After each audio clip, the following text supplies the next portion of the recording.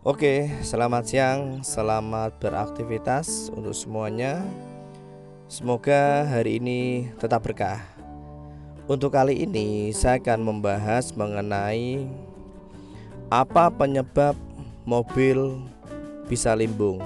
Artinya, jika dikendarai yang belakang atau yang tengah, kursi baris kedua atau baris ketiga, di penumpangnya itu terasa mobilnya limbung, jadi goyang-goyang seperti itu. Dan intinya gak selaras, jalannya itu nggak enak, nggak nyaman seperti itu.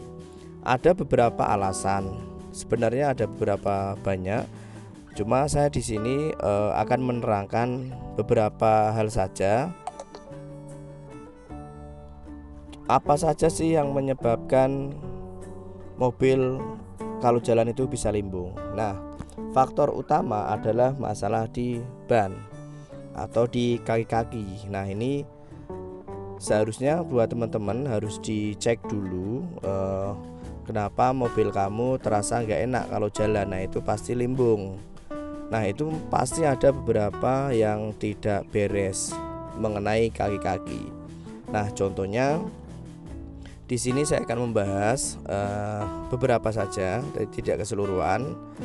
Faktor utama adalah di ban.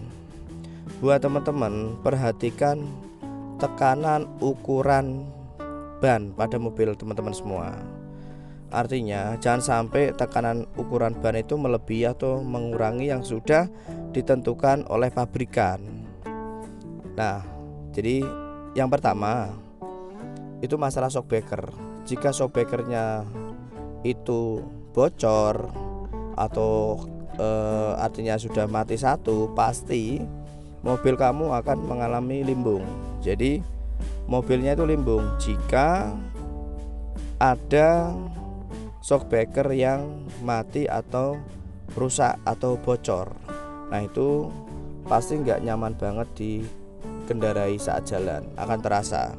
Walaupun satu shockbreaker itu udah terasakan semuanya. Nah, ini buat teman-teman, jadi tidak masalah sekali-kali mengecek bagian bawah seperti ini. Nah, ini hanya contoh. Sekali-kali ngecek apakah ada shockbreaker yang bocor atau tidak. Nah, ini penting buat teman-teman semuanya. Jadi shockbreakernya dicek, ada yang bocor atau tidak, itu penting banget. Yang kedua itu adalah stabilizer. Jadi join stabilizer itu juga harus dicek.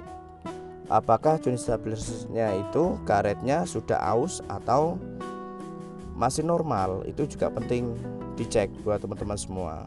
Jadi sekali-kali mengecek ke bawah seperti ini nggak masalah sih. Jadi inilah beberapa penyebab mobil kamu limbung saat dikendarai. Jadi faktor pertama shockbreaker, mungkin ada yang rusak atau bocor. Yang kedua join stabilizernya, barangkali join stabilizernya itu ada yang rusak, karetnya sudah aus. Nah, itu yang kedua. Dan yang ketiga itu faktor yang paling utama banget adalah tekanan ukuran ban.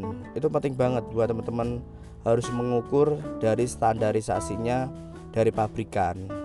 Nah, di sini untuk mobil Mobilio akan saya tunjukkan di mana letak tekanan ukuran ban agar teman-teman paham dan tahu. Ini sepele, cuma ini penting banget agar mobil kamu terasa nyaman, terus dikendarai tidak limbung.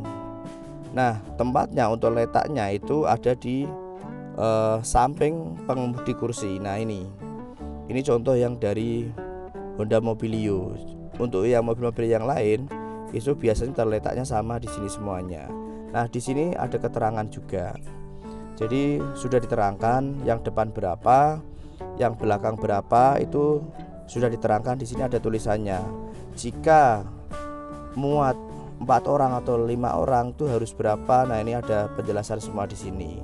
Dan juga kalau misalkan muat 7 orang itu di sini juga sudah diterangkan semuanya. Jadi teman-teman harus tahu tekanan ukuran ban yang benar untuk muatan berapa orang. Nah, ini contohnya sudah ada. Jadi teman-teman paham harus dikasih ukuran berapa, yang depan berapa, yang belakang berapa. Nah, contohnya ini. Jadi kalau misalkan 7 orang atau 6 orang lebih, nah di sini yang depan berapa, yang belakang berapa. Nah, ini di sini sudah dituliskan semua dan kelihatan. Dan misalkan 3 orang atau 4 orang, yang depan berapa, yang belakang berapa. Nah, di sini juga sudah saya videokan semua. Jadi lengkap. Nah, ini contoh dari Honda Mobilio.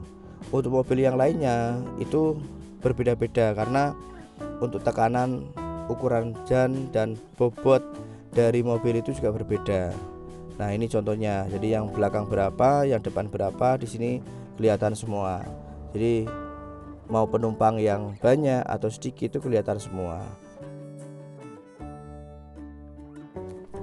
Mudah-mudahan video ini bisa bermanfaat buat teman-teman semua. Intinya saya tekankan selalu cek tekanan ukuran ban yang benar sesuai yang diproduksi atau SOP-nya dari mobil itu sendiri.